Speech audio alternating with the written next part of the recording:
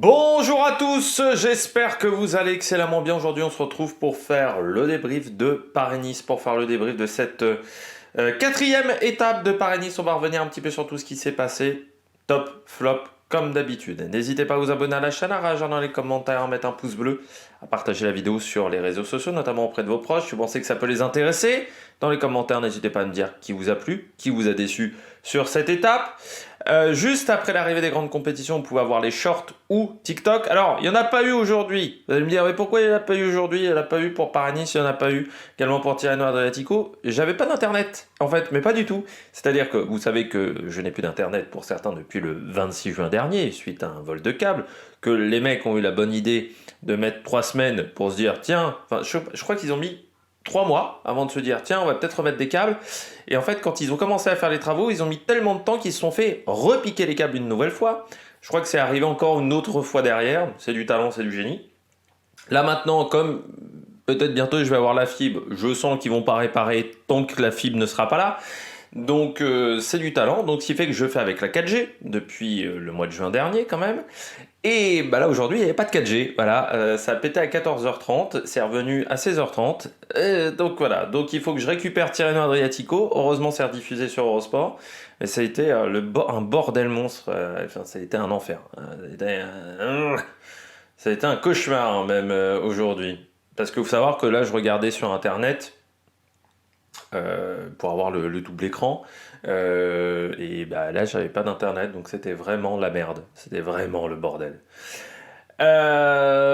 Donc étape assez animée en fin de journée, cette étape numéro 4.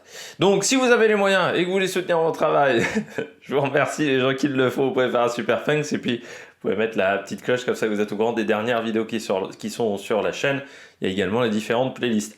Donc du côté de Paris-Nice 2024, étape qui était assez animée, on le savait que ça allait être animé avec un parcours de ce type vallonné, avec le Mont Brouilly à prendre à 2 reprises, avec la côte, c'est d'Avena, c'était mal écrit en plus sur Pro Cycling Stat, il n'y avait pas de R, c'était Avena, la côte du Sud Avena, voilà. Arrivé à me retenir, cette côte-là, je l'ai absolument pas retenue dans ma tête, pardon.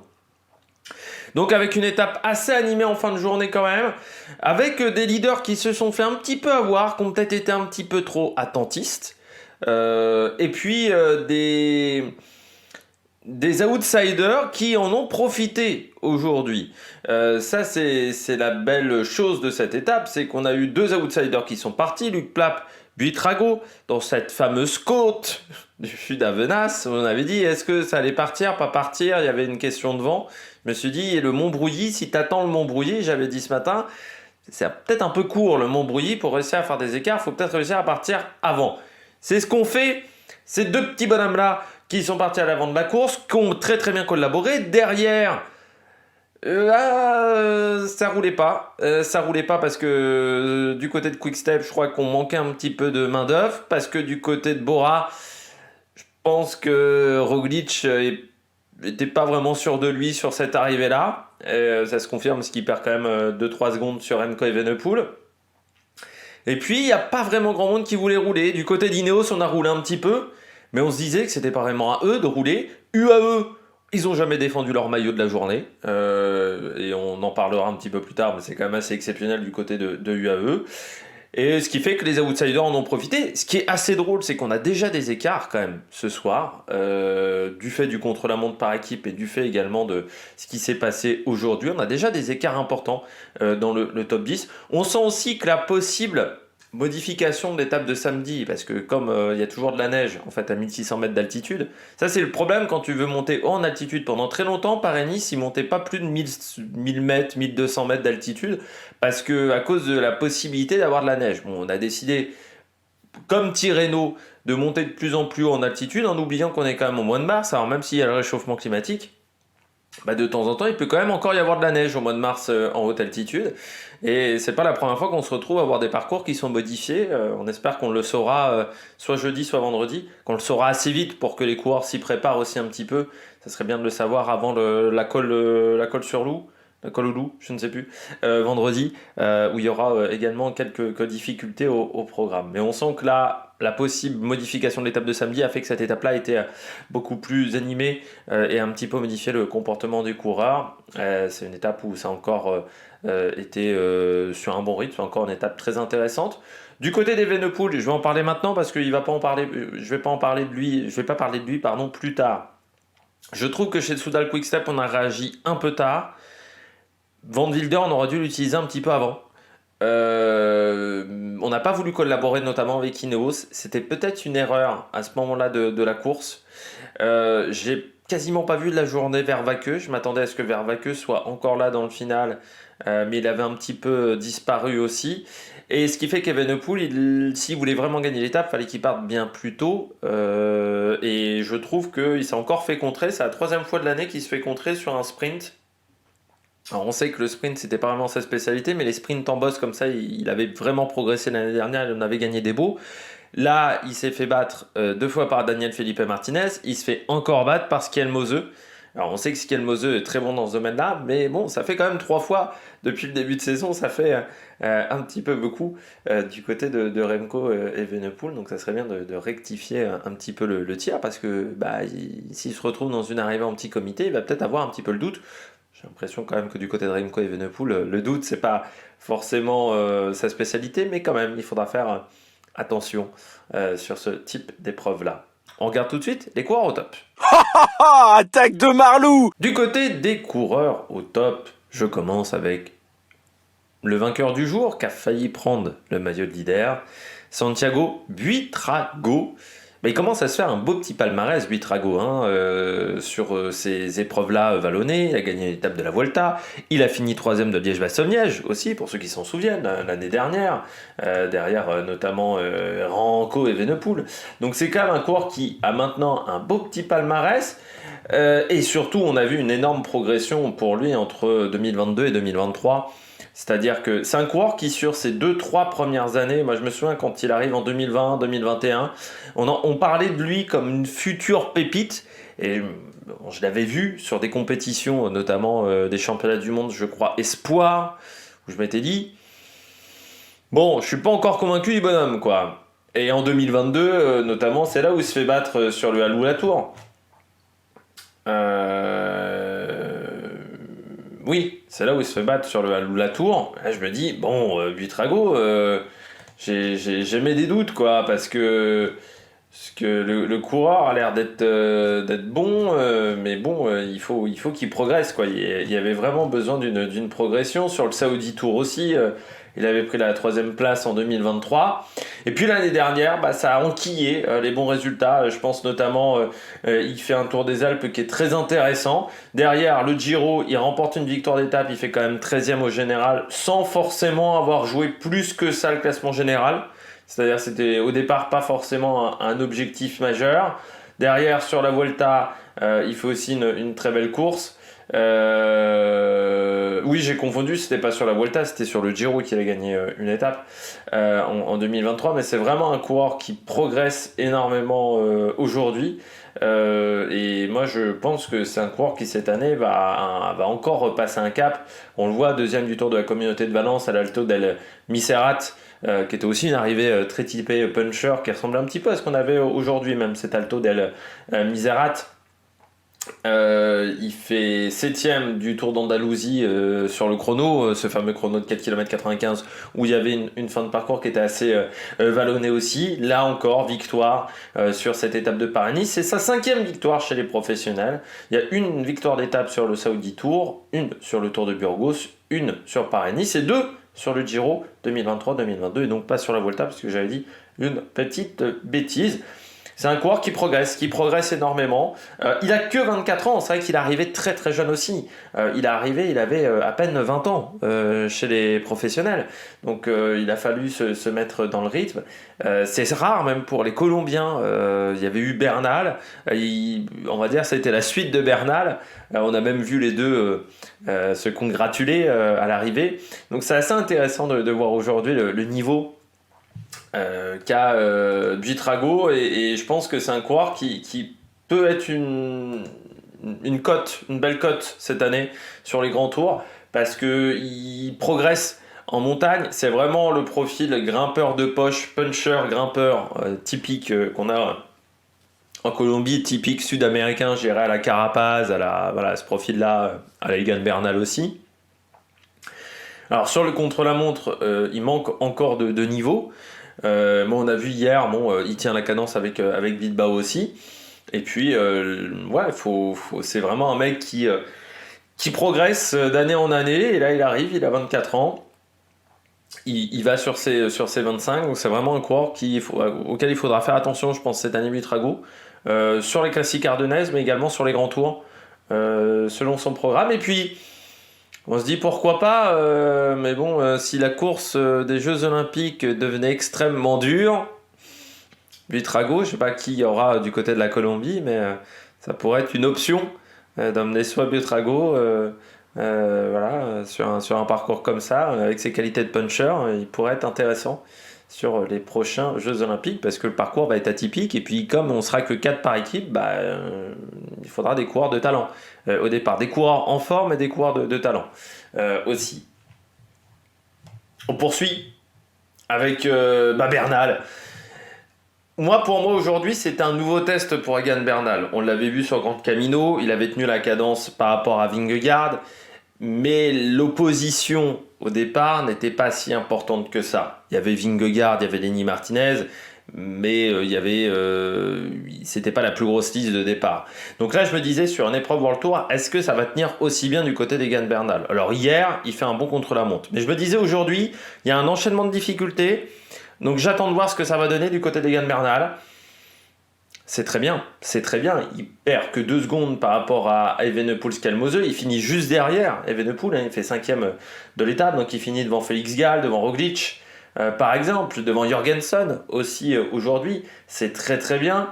Avec une équipe qui a été à son service, c'est depuis longtemps aussi qu'on n'avait pas vu Ineos à son service. On a vu notamment Rodriguez pas mal travailler. Rodriguez qui c'est vrai est pas encore au top physiquement, le coureur espagnol, mais on a vu une équipe vraiment travailler pour lui et on s'est presque cru en 2019-2020 du côté d'Egan Bernal quand il était en 2019 vraiment à son top et que tout Ineos travaillait pour lui. Ça va faire du bien à Ineos de retrouver un vrai leader.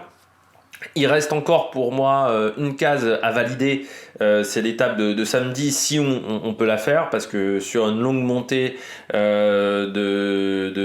altitude, de voir comment il va se comporter, on a vraiment l'impression que Egan Bernal il a retrouvé l'entièreté de ses qualités physiques et de sa condition physique, voilà c'était le mot que je voulais dire. Du côté d'Egan Bernal, et on a retrouvé l'Egan Bernal qui est capable d'être bon au niveau du punch, qui est ce coureur qui grimpe extrêmement bien. Maintenant il y a le test en altitude pour voir s'il réussit ce test là, oui, ça sera un mec qui sera forcément un danger pour le top 10 des grands tours, Egan Bernal. S'il rate un peu ce test-là à 1600 mètres, il faudra encore attendre un petit peu pour que je me prononce. Mais s'il réussit vraiment ce test-là samedi à Auron, là je me dirais tout de suite, Egan Bernal, si à ce niveau-là il fait top 10, ça c'est sûr, parce que vous savez que je suis un petit peu pessimiste, mais il peut faire même beaucoup mieux que top 10, Egan Bernal. Donc là je suis très content pour lui. Puis ça fait plaisir, encore une fois, c'est un mec qui a vraiment connu des moments compliqués, qui s'est battu pour revenir à son meilleur niveau, donc ça fait du bien quand les coureurs qui ont eu des moments comme ça compliqués arrivent à revenir à leur top niveau. Et puis, j'espère que ça va encourager d'autres coureurs qui sont parfois dans des moments difficiles à se dire c'est possible, regarde, Egan Bernal l'a fait, donc moi aussi, je peux être en capacité de le faire. Et puis, je termine avec Luc Plapp. Lui, il a bien fait, je pense, de changer d'équipe. Luc Plapp. Il était chez Ineos l'année dernière, mais chez Ineos, on le voyait souvent bien démarrer l'année, et puis ensuite, après, une fois passé l'Australie, c'était très compliqué. C'était un coureur qui était surtout là en début de saison, mais surtout sur des courses un peu exotiques. C'est-à-dire que sur les courses à domicile, on le voyait assez peu.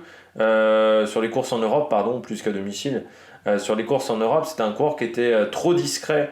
Je trouve, et c'était surtout sur des courses un peu exotiques. Il y avait eu le Tour de Norvège où il avait été performant, mais c'était un coureur on attendait qui passe véritablement un cap.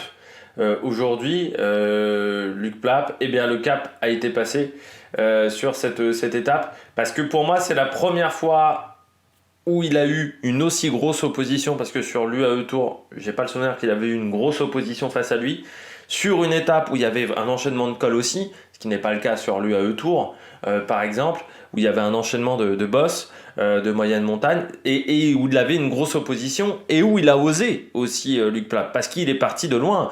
Il part à plus de 20 km de l'arrivée, rejoint par Buitrago, mais il fallait tenir la cadence de Buitrago. Il l'a tenu quand même pendant 1 km également dans le Montbrouilly. Sur un profil Buitrago qui est pure puncher, donc c'est très très bien ce qu'il a fait, Luc Plap, et on sait que chez Jayco c'est aussi un coureur qui veut viser dans le moyen terme, pas tout de suite, mais peut-être dès l'année prochaine, vraiment le classement général sur un grand tour. Et ben pour jouer le classement général sur un grand tour, il faut déjà le jouer sur une course d'une semaine, il faut déjà être en mesure d'accompagner les meilleurs sur des courses d'une semaine. Ben c'est ce qu'il a montré aujourd'hui. On verra là encore sur l'étape à Oron ce que ça va donner. Et moi j'ai été assez impressionné aussi, parce que il est australien, Luc Plap. Il roulait sans gants. Aujourd'hui, il faisait pas chaud sur l'arrivée de l'étape, il y a eu de l'humidité. Les mains étaient rouges, violettes, vraiment, du côté de Luc Plap. Donc je me dis, investir dans des gants, c'est peut-être une bonne idée. Alors il y a beaucoup de coureurs cyclistes, moi je comprends pas, parce que. Alors oui, avec des gants, tu perds un peu de sensibilité, mais bon, c'est pas non plus extrême. Et puis, si tu choisis des gants de qualité, tu perds pas trop de sensibilité au final. Si tu choisis vraiment des gants de qualité, alors faut avoir des gants vraiment bien, tu perds quasiment pas de sensibilité. Je comprends pas les coureurs qui n'utilisent pas de gants. En sachant que moi, je peux vous le dire, moi j'ai la peau des mains qui est très très fine. Donc, faut savoir, j'ai réussi à me brûler avec enfin, vous savez, me brûler, à faire un échauffement avec une raquette de badminton au lycée, c'était fantastique. J'ai le même problème que Nadal, mais pas le même niveau avec une raquette. Et donc moi, je mets des gants, et je mets des gants complets, même l'été, quand je fais de temps en temps du vélo. C'est rare, mais j'en fais de temps en temps. Je fais du VTT en détente. J'ai le gant vraiment complet, et je peux vous dire qu'avec un gant complet, on perd très peu la sensibilité. Moi, je fais tout avec des gants, je fais beaucoup de choses avec des gants. Je fais du jardin avec des gants, voilà. Quand il y a un petit peu de bricolage, je fais avec les gants. Des fois, même, je fais des fois de la cuisine aussi avec les gants. Et pourtant, les gants cuisson, ceux-là sont pas top. Je fais beaucoup de trucs avec des gants. Les trois quarts du temps, vous gardez quand même une bonne sensibilité. Il faut par contre investir dans des gants de qualité. Donc c'est pour ça que j'ai du mal à comprendre. Surtout que moi, j'utilise le gant complet, donc avec le bout des doigts, vraiment les gants de VTT. Donc avec les mitaines qu'on a du côté du cyclisme, je vois pas en quoi ça gêne. Pour moi, l'UCI devrait même imposer le port des gants. Parce que je trouve que ça donne une mauvaise image au cycliste du dimanche, qui va avoir la même idée de courir sans gants, et qui, quand il va se vautrer, va vraiment se faire très très mal aux mains. Et je trouve que les cyclistes professionnels sont là aussi pour être des exemples pour les jeunes coureurs, par exemple. Et je trouve que l'exemple de courir sans les gants, je trouve que c'est un mauvais exemple. On a fait chier les coureurs cyclistes avec les fameuses positions de descente. Pour moi, on devrait les embêter au niveau du port des gants. Pour moi, l'UCI devrait rendre ça obligatoire. On a bien rendu le port du casque obligatoire. Pour moi, les gants, ça devrait être obligatoire également. Voilà, c'était mon petit coup de gueule du jour. On passe tout de suite au bonnet d'âne. Premier bonnet d'âne du jour, David Gaudu. Alors, déjà, je sais pas ce qu'il a branlé avec son Kawaii. David Gaudu, bon, là, je sais pas ce qu'il a fait avec son Kawaii. Il a emporté aussi par peintre dans l'affaire. Il est tombé assez violemment quand même à ce moment-là, Gaudu. J'espère même qu'il ne s'est pas blessé, David Gaudu. Parce qu'il est tombé vraiment d'une force sur l'épaule assez fortement. Je pense qu'il a dû coincer soit une manche dans le rayon ou un truc comme ça. Voilà, il a dû coincer sa veste quand il a défait sa veste. Ça déjà, vous savez que moi je dis toujours, un coureur cycliste, quand il veut être l'un des meilleurs, il y a plusieurs paramètres à avoir. J'ai toujours l'intelligence tactique, il faut avoir bien entendu les qualités physiques, Il faut avoir l'intelligence nutritionnelle, je le dis toujours, la force psychologique également de réagir quand on est dans des moments difficiles. Mais je dis toujours qu'il y a une qualité aussi, c'est d'être techniquement à l'aise sur un vélo. Ça fait partie pour moi des qualités requises si tu veux jouer quelque chose, si tu veux jouer des grands résultats dans ta carrière. Tomber en défaisant sa tenue, je trouve ça un petit peu dommageable. Surtout, j'ai du mal à comprendre pourquoi il a défait aussi tardivement.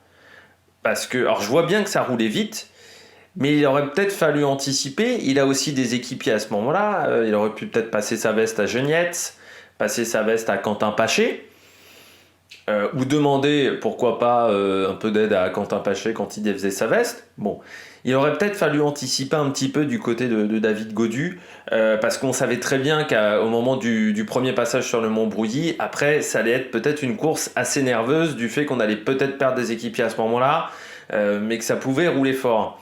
Donc là, je trouve qu'il y a eu une erreur. Il n'a pas choisi le bon moment pour faire ça, déjà. Bon, ensuite, il rate son geste. Donc, ce qui montre que peut-être techniquement, il y a encore du travail à faire. Après, je pense que certains coureurs veulent défaire les vestes sur le vélo parce qu'ils pensent qu'ils ne vont pas perdre de temps. Alors je pense que des fois, ils devraient plutôt défaire la veste à l'arrêt. Tu vas prendre 5-10 secondes pour défaire la veste à l'arrêt, pour prévoir de s'arrêter, défaire la veste à l'arrêt, pof, paf, et la redonner. En plus, après, il a galéré à repartir. Mais vraiment, il a galéré à repartir. Je pense que le braquet n'était pas du tout le bon et il a voulu repartir en puissance, et ce qui fait qu'il s'est mis totalement dans le rouge. En plus, il était tout seul. Bon, ensuite, il retrouve Quentin Paché. Il semble qu'il soit énervé sur le petit groupe dans lequel ils sont revenus avec Quentin Paché. Bon, ça c'est un peu sur le feu de l'action parce que tu sais que tu es en train de perdre Paris-Nice, et enfin que tu es en train de rater un bon résultat du côté de Paris-Nice. Du côté de David Gaudu, ça peut se comprendre, mais en même temps, ils n'allaient pas t'aider non plus. Et il y a certains leaders qui le comprennent très bien, qui ne s'énervent pas dans ce genre de cas. Donc quand tu t'énerves, tu perds de l'énergie aussi. Donc il y a un moment où tu as besoin d'être complètement concentré et d'avoir totalement de l'énergie. C'est un petit peu dommageable. Et après, ils sont jamais revenus. Parce que je pense qu'ils se sont vraiment mis dans le rouge dans la montée, à vouloir faire le jump tout de suite, et ça n'a pas fonctionné. Et après, j'ai pas compris par contre, et c'est là où je trouve que Gaudu, il y a un vrai souci, je trouve, de leadership avec Gaudu. C'est que normalement, un leader, son équipier, il part pas tout seul à l'avant pour faire, je sais pas, 25e de l'étape. C'est-à-dire que normalement, quand tu t'appelles David Gaudu, déjà, tu donnes le maximum jusqu'au bout, même quand tu es complètement largué. À part si, dans le cas de Gaudu, il se dit, bon, je vais perdre du temps maintenant pour aller chercher les étapes, ce qui est peut-être aussi l'idée de David Gaudu. Il s'est dit, je vais perdre 5 minutes pour aller chercher les étapes. Mais normalement, ton équipier, il reste avec toi. T'es leader d'une équipe, c'est toi le chef. De voir Paché partir et Gaudu rester derrière, je trouve que ça montre que chez Gaudu, il y a un manque de leadership. Chez Gaudu, je trouve que c'est un mec qui a du mal à fédérer autour de lui. Je trouve que ça a toujours été, à part Madouas, mais parce qu'ils se connaissent depuis qu'ils sont jeunes, je trouve que c'est toujours un coureur qui a eu un petit peu de mal à fédérer. Si on compare par exemple à Arnaud Démare chez Groupama, il a réussi à fédérer des groupes autour de lui. Moi, je me souviens d'une année sur le Tour de France où t'en as 3 qui se retrouvent hors délai avec Arnaud Démare, parce qu'il lâche pas Arnaud Démare, il lâche pas le leader, alors qu'ils auraient pu le lâcher. Là, pour moi, le fait que Paché lâche Gaudu, ça montre que peut-être qu'en termes de leadership, c'est pas terrible. Alors vous savez, je suis pas un grand fan de David Gaudu, encore une fois, hein. Donc prenez-le en compte, mais je trouve que quand même là, par exemple, imagine Contador, enfin, il y a 10 ans, est dans la merde comme ça sur une étape, il a un équipier avec lui. Est-ce que tu t'imagines Dani Navarro lâcher Contador pour faire 25e de l'étape ? Moi, je pense pas qu'il l'aurait fait, Dani Navarro. Donc c'est pour ça que je trouve ça bizarre. Je trouve que c'est particulier quand même du côté de Quentin Paché. Surtout qu'encore une fois, si pour finir à 4 minutes, 25e de l'étape, il n'y avait pas d'intérêt pour Quentin Paché de rester dans le jeu pour le général. C'était fini, c'était fini. Dans ce cas-là, tu restes avec ton leader. Je vois pas pourquoi il y a eu cette action-là. Et je trouve que ça montre, cette action-là, peut-être un manque de leadership de la part de Gaudu. Peut-être qu'il y a certaines... Enfin, c'est bizarre, encore une fois. J'ai du mal à comprendre pourquoi Paché est parti. Vraiment. Si quelqu'un a l'explication dans les commentaires, n'hésitez pas à me le marquer, parce que Je suis assez surpris quand même d'avoir ce phénomène-là. Voilà, donc n'hésitez pas à le marquer dans les commentaires si vous voyez une autre explication. Parce que moi je suis assez surpris de ça. Mais de toute manière, Godu, j'avais pas l'impression qu'il était au top de sa condition physique. Bon, hier en plus, ils partent en dernier dans le contre-la-montre, donc ils perdent 1 minute avec la pluie sur la fin, parce que c'est l'équipe qui s'est pris quasiment le plus de pluie sur le parcours. J'ai l'impression aussi qu'on a changé la préparation de David Godu parce que l'année dernière, ça s'est quand même pas hyper bien passé sur le Tour de France. Et peut-être que l'objectif est d'arriver en forme un petit peu plus tard et que l'objectif c'est pas Paris-Nice. Mais voilà, de toute manière, je m'attendais pas à ce qu'il soit exceptionnel aujourd'hui. Vous savez, je l'avais pas mis parmi les favoris sur cette étape. Deuxième coureur flop, Lutsenko. C'était quand même un parcours aujourd'hui qui convient normalement aux qualités de Lutsenko. De base, je rappelle Lutsenko. Je rappelle champion du monde espoir face à Brian Cocard, c'était à Valkenburg. 2012, peut-être oui, c'était 2012, parce que c'était après les JO de Londres, du côté de Cocard. Donc il bat Cocard ce jour-là, sur un parcours qui était quand même vallonné. Derrière, sur ses premières années, c'est quand même plus un profil puncher que grimpeur, Lutsenko. Au départ, il vise les classiques ardennaises plus que les classements des grands tours. Bon, il a changé un petit peu son fusil d'épaule parce qu'il fallait le faire aussi pour Astana pour aller marquer des gros points. Aussi, il faut bien le dire à un moment. Je trouve quand même que ça fait depuis 2 saisons où Lutsenko a vraiment beaucoup de mal à démarrer. Janvier, février, enfin normalement il commençait en février, mais février-mars, je trouve que c'est une période où avant Lutsenko était vraiment visible. Il a quand même remporté la classique à Rennes-Parisor, par exemple en février, mais il a souvent eu des débuts de saison auparavant qui n'étaient pas mauvais. Je trouve que maintenant il met de plus en plus de temps à démarrer ces saisons, ce qui je trouve est problématique quand on connaît la situation d'Astana en termes de points UCI. Alors, très clairement, on ne s'attend plus à des miracles de la part d'Astana. Je pense que ça sera très compliqué pour eux de rester en World Tour, mais encore plus quand ton top leader avec Cavendish, parce que ça fait partie des deux coureurs, des 2 rares coureurs qui arrivent à vraiment se mêler à la lutte, et Terrada, voilà, il y en a 3 dans cette formation. Je suis assez surpris que du côté de Lutsenko, on est craqué aussi vite sur un état comme ça où encore une fois ça convient totalement à ses qualités d'habitude. À Lutsenko, c'est quand même un mec qui a fait 5ème de l'Amstel l'année dernière par exemple. C'est même l'un de ses derniers très gros résultats je trouve de la part de Lutsenko. Je suis assez surpris, voilà, assez surpris parce que je m'attendais à mieux de la part de Lutsenko. Arnaud Delis, ouais, bah abandon au départ de cette étape, il n'était pas au top après sa chute au Samin, tout simplement. Est-ce qu'il fallait vraiment venir sur Paris-Nice? C'est la question qu'on peut se poser. Parce que, alors est-ce qu'il s'attendait à pas être autant en difficulté? Peut-être c'était ça du côté d'Arnaud Delis, hein. Peut-être qu'il se disait, là j'ai pas trop mal au genou, et voilà. On en avait parlé après sa chute sur le Samin. Et son coup de colère, elle lui dit, bon, est-ce que ça va avoir des conséquences sur Paris-Nice? Le genou quand même semblait bien amoché. J'espère que les douleurs sont pas plus importantes pour Arnaud Delis. J'espère que voilà, il faut juste un peu de récup pour lui, parce qu'il y a quand même des objectifs importants dès la semaine prochaine du côté d'Arnaud Delis et même des Milan. Ouais, des Milan-San Remo quand même normalement pour Arnaud Delis. Donc, alors peut-être qu'il a pas voulu. Donc oui, dès la semaine prochaine. Donc peut-être qu'il a pas voulu. Prendre de risques Arnaud Delis au niveau de son genou en se disant bon bah de toute manière je suis pas dans le coup, voilà, je vais rester assez tranquille, mais je me dis voilà, c'est un petit peu dommageable. En passant, je vous préviens tout de suite parce que j'ai fait la vidéo, j'ai déjà tourné, enregistré et uploadé la vidéo de présentation pour l'étape de demain. J'ai mis Michael Matthews parmi mes favoris. À ce moment-là, il n'était pas annoncé comme forfait, comme abandon. Voilà, c'était pour vous prévenir. Il y a Marc Solé aussi qui a abandonné. Il y a Gorka Izagirre aussi qui a abandonné aujourd'hui. Et puis en dernier flop, la UAE. C'est fou quand même la UAE. Ils étaient 4 potentiellement à pouvoir récupérer le maillot jaune. C'est-à-dire que ce soir, il n'y en a aucun des 4 qui est maillot jaune. Et je me dis, on n'a quand même pas vraiment défendu le maillot jaune aujourd'hui.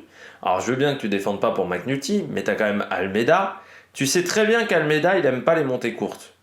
Donc il aura peut-être fallu durcir la course pour Almeida. Parce que vu qu'Almeida aime quand c'est dur, bah il faut durcir pour Almeida. On sait très bien qu'il a toujours du mal à se mettre dans le rythme. Ah, il aime pas les changements de rythme, Almeida. Voilà, c'est un coureur qui aime le rythme très linéaire dans les montées. Je me dis quand même que c'est quand même con qu'hier, enfin ce matin au départ de l'étape, t'en as 4 dans le même temps qui sont là pour le maillot jaune, et que ce soir, le meilleur est troisième. Je crois, avoir vérifié ça. C'est quand même un peu tristoun, quoi. Et surtout, je trouve qu'ils n'ont pas défendu le maillot. Alors certes, la bourre a roulé, mais bon, du côté du AE, il y a un moment, on sait comment marche Almeida. On aurait pu rouler aussi pour McNulty. C'est quand même surprenant, McNulty, parce que bon, je vous l'avais mis favori. Je suis assez surpris qu'il n'ait pas réussi à être très bon aujourd'hui. Après, McNulty, je vais quand même le dire, souvent quand je l'attends, performant, il est rarement bon. Alors est-ce que c'est un coureur qui a du mal à supporter la pression, à supporter peut-être un petit statut de favori, parce que souvent il gagne quand on ne l'attend pas, McNulty. Par contre, quand on l'attend, souvent il n'est pas top. J'ai remarqué ça depuis l'année dernière, donc bon, c'est assez surprenant. Mais voilà, du côté du AE, je m'attendais à un petit peu mieux. En termes de résultats, je m'attendais au moins qu'il y en ait un qui garde le maillot jaune. Bon, c'est quand même tristoun qu'il n'y en a aucun qui garde le maillot jaune ce soir, vu que c'est Luc Plapp qui est maillot jaune.